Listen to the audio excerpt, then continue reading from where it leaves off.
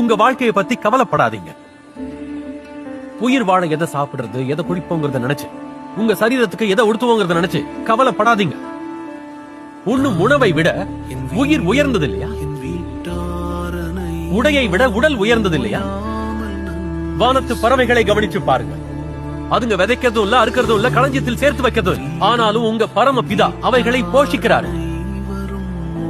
அவைகளை விட நீங்க மேலானவர்கள் இல்லையா? கவலைப்படுறதால உங்கள யார் அவன் தன் சரீர அளவோடு ஒரு முழத்தை கூட்ட முடியும்? அதனால கவலைப்படாம இருங்க. எதை சாப்பிட போறோம், எதை குடிக்க போறோம், எதை உடுத்துவோம்னு ஆண்டவர் அறியாதவங்க இதையெல்லாம் நாடி தேடுறாங்க. உங்களுக்கு இவையெல்லாம் தேவைன்னு உங்க பரலோக தந்தை அறிஞ்சிருக்காங்க. அதனால எல்லாத்துக்கும் மேல தேவனுடைய ராஜ்யத்தையும் அவரோட நீதியையும் தேடுங்க. அப்போ இது எல்லாமே உங்களுக்கு சேர்த்து கொடுக்கப்படும்.